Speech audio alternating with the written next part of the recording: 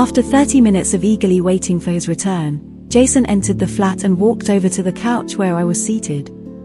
He tried to kiss me and I turned my head away and said to him, "I'm angry that you decided to share your flat with 3 ladies without consulting me. I'm so sorry for the awkward scenario, but I'm here now to clarify the situation," he responded. "I didn't want to immediately assume the worst, and your explanation is what I've been waiting for," I told him. Jason called the 3 ladies to come over so that he could do the introductions. First, he introduced me to the ladies and informed them that I was his girlfriend and his soon-to-be wife.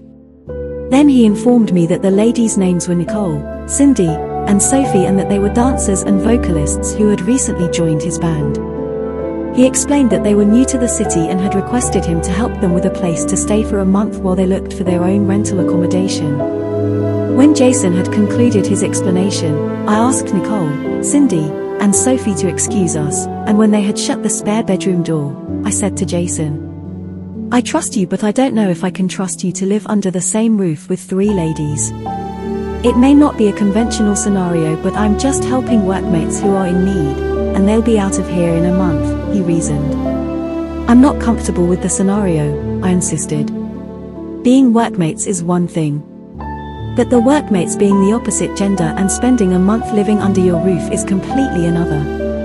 You'll drive yourself crazy worrying about the situation," Jason said. "There's really nothing to worry about." I told Jason that I had a gut feeling that Nicole was in love with him. "She strikes me as someone who doesn't care that the man she has feelings for is another woman's man." Jason raised his eyebrows and said, "You've only just met Nicole, so you can't come to such a conclusion about her."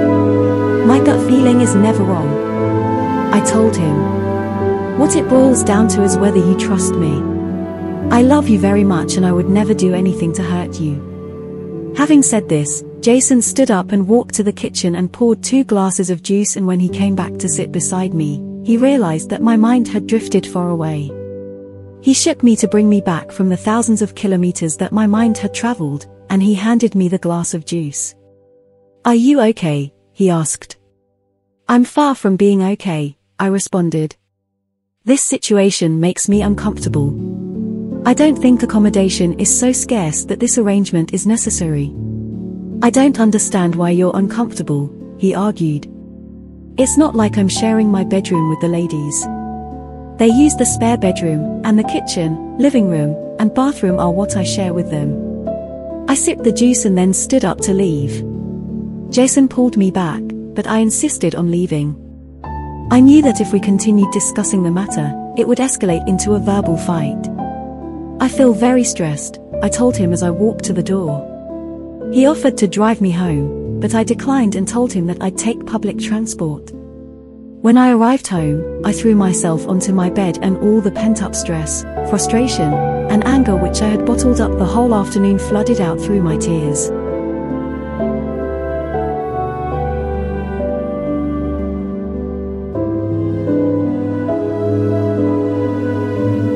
When my period, which was always regular like the clock, didn't come when it was expected, this signaled to me an alarm bell. I decided to take a home pregnancy test. A positive test result confirmed my suspicion. I retook the test, just to be sure, and the result was the same. Mixed feelings of happiness, nervousness, excitement, and anxiety overwhelmed me. I was now faced with the question of how I was going to reveal my unplanned pregnancy to Jason and my mother. 2 days later, my mother and I were cooking supper when the food's aroma made me nauseous. I ran to the toilet and my mother followed behind me. She stood at the toilet door and watched me as I wrenched. While I was cleaning myself up, she walked back to the kitchen without a word. Despite her silence, I knew that she'd guessed the reason for my nausea. I did not say anything because I decided to disclose the news to Jason first before making the announcement to her.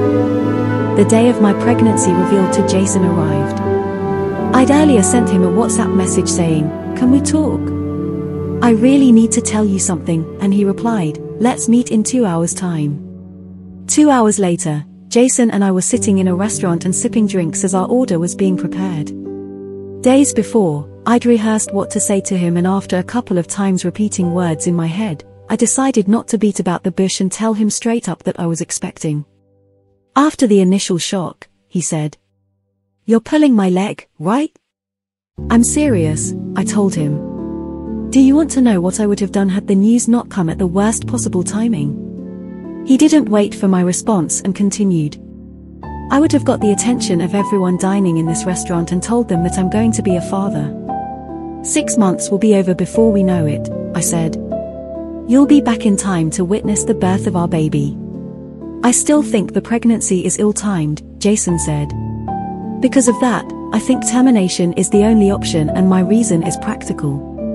I'm at the peak of my career and I won't find the time to be physically present to give you the support that you will need in the coming 9 months." Tears welled up in my eyes. Jason's reaction was a slap in my face. Although my pregnancy was unplanned, I had hoped that he would share in my joy and be supportive. But he regarded my pregnancy as an inconvenience. It was clear that he'd chosen his career over becoming a father. But what I could not fathom was why he couldn't have both a thriving career and a baby.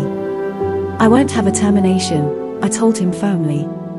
"I respect your decision to keep the pregnancy," he responded.